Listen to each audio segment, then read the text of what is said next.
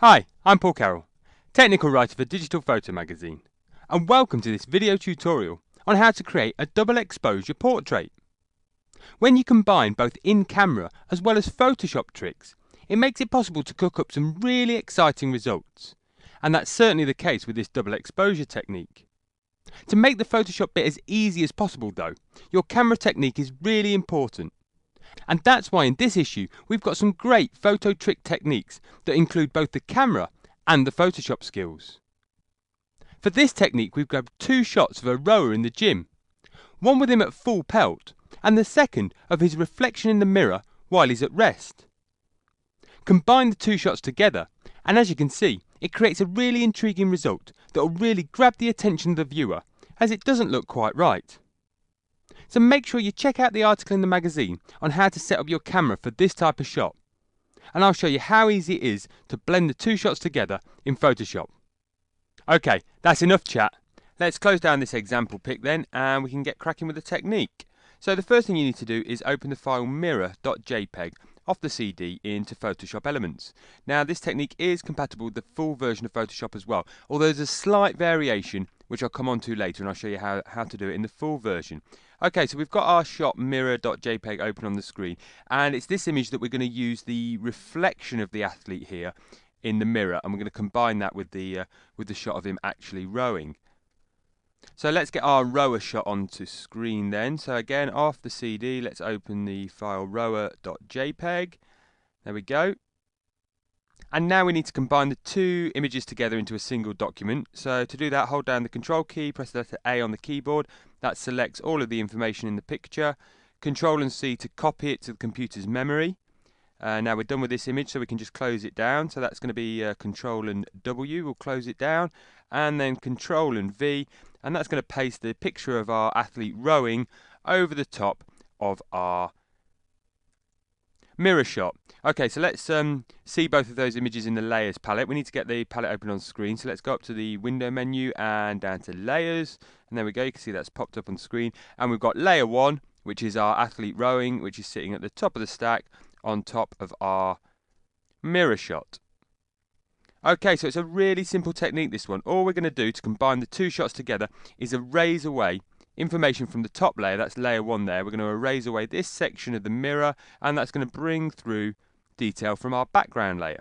Before I do that though, I'm just going to create a duplicate copy of layer 1. I can do that holding down the Control key and pressing the letter J. Reason for doing this is it's just a backup copy.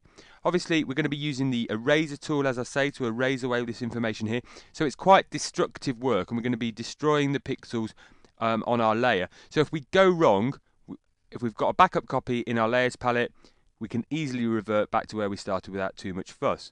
So we don't need this layer for the time being, so I'm just going to click on the eye icon there on the left hand side of the thumbnail. That's just going to deactivate the layer, and then I can click back on layer 1, which is the layer we want to be working on.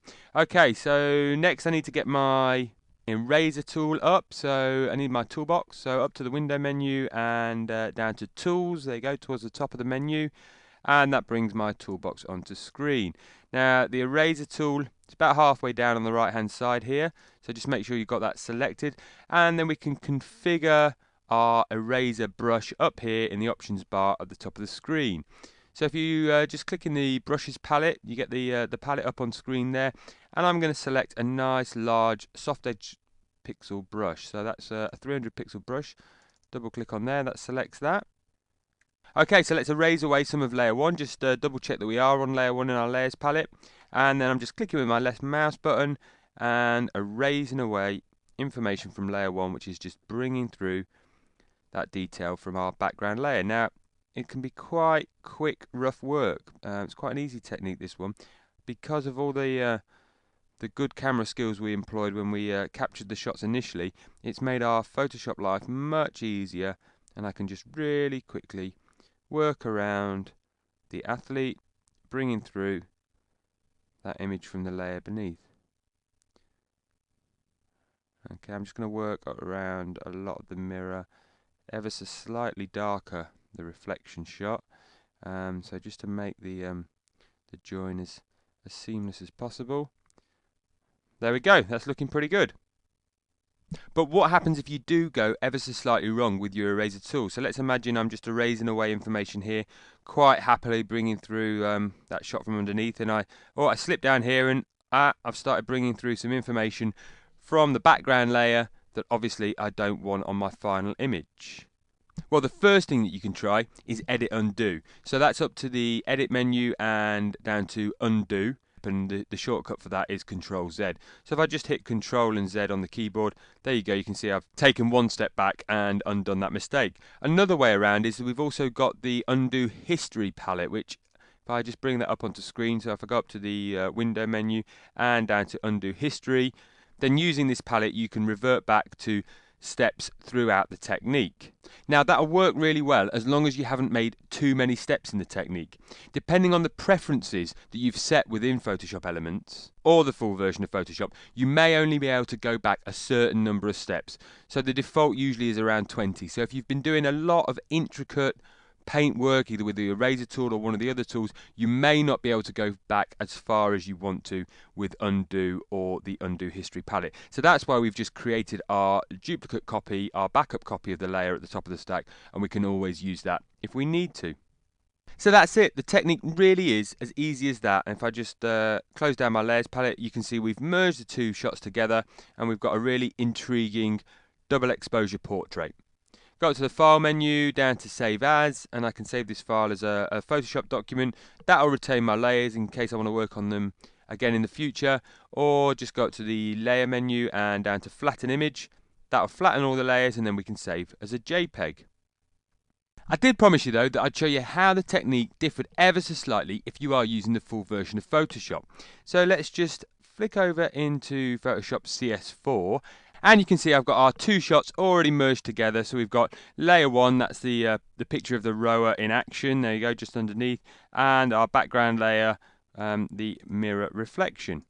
So to combine these two shots together in the full version of Photoshop, instead of using the eraser tool and destroying pixels on layer one, like we had to do in Elements, there's a slightly smarter way of doing it in the full version, and that's using layer masks. So if I just go down to the bottom of the layers palette here and click on this layer mask icon, which is the grey rectangle with a white circle, you can see that it adds a layer mask on to layer one.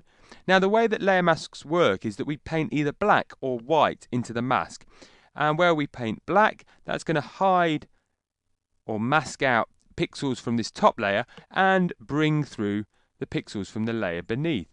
So it's a non-destructive way of working because we can either paint white back over the areas that we've painted black to correct any mistakes that we've made, or we can just simply delete the layer mask by dragging it down to the trash icon there at the bottom of the layers palette. It's asking me whether I want to apply the mask, so I'm just going to click delete, and then we can revert back to our original layer at any time that we like. So there's no need for us to create a duplicate backup copy of this layer if we're working in the full version of Photoshop and with layer masks. Okay, so let's just go ahead and add another layer onto layer one. I just need to make sure that I'm painting with black, so at the bottom of my toolbox there, make sure my foreground swatch is set to black, and then I'm going to hit B on the keyboard to make sure I've got the paintbrush tool selected. Up in the options bar again, configure my brush. So if I just click on the brushes palette there, I can make sure that I've got that soft edged 300 pixel brush. There we go. And then I can start painting black into my layer mask, and you can see that's having exactly the same effect as when we used the eraser tool when we were working in Photoshop Elements, and that's just bringing through the reflection of our athlete. Now I know what you're thinking, really easy this technique, but what happens if the reflection that I want to bring through from the layer beneath overlaps some of the information on my top layer, on my layer one? Well, let me show you how that's done. But what you're going to need to do is basically work very carefully and very intricately. So zoom into at least 100% and often quite a lot tighter. So if I just click with the zoom tool again, I just selected the zoom tool by pressing Z on the keyboard, and then I can zoom into 100%. And if I now hold down the space bar, I can just scroll around the image so I can see our athlete a bit better. Now if I select my paintbrush tool again, so select B on the keyboard, you can see now if I'm working with a 300 pixel brush at 100%, the brush is way too big and there's no way that I'm going to be able to work intricately. So say for example the arm of our athlete here was going over the top of the rowing machine here. What I'd need to do is I'd need to paint very accurately around this line here just to bring through the athlete and not bring through any of the information from the layer beneath around the top of the rowing machine. So a 300 pixel brush would be way too big. So what I need to do is use the square brackets keys on the keyboard. I'm going to use the left hand square bracket key, which is just going to make the brush a lot smaller. And if I go down to something like a 70 pixel brush, you can see that's allowing me now, I can paint black into my mask and I can paint a lot more accurately right up to the edge of the athlete. Now, intricate bits like this around his arm, arguably I want to go even closer than 100%. So if I zoom into around 300%, again select my paintbrush tool by pressing B on the keyboard, and again you can see now at 300% or 350-ish%, a 70 pixel brush is way too big. So again I need to just come down in size, maybe down to something like a 30 pixel brush. That's a lot better. But also I've still got that very soft edge. And when I'm working this intricately, I'm not going to get a sharp, well-defined edge along the line of the athlete. So I just need to make the edges of the brush a lot sharper. And I can do that again using the square brackets keys, but just holding down the shift key while I do it. So if I hold down the shift key and press the right-hand square bracket key, I'm now making my brush a lot sharper. So I get a really sharp edge. And actually 30 pixel brush is looking a bit big. So I think I'm just going to go down to, say, a 15 pixel brush, and now you can see I can work a lot more intricately around these tricky edges of the athlete. So I hope you've really enjoyed this month's double exposure portrait technique. It's been a bit of a quick technique, but that's because we got our shots spot on in camera, so it was dead easy to combine them together in Photoshop. Give the technique a go using our start images off the CD. And then follow the camera skills advice in the magazine to capture your own shots to combine together for a cracking double exposure portrait. Okay, cheers!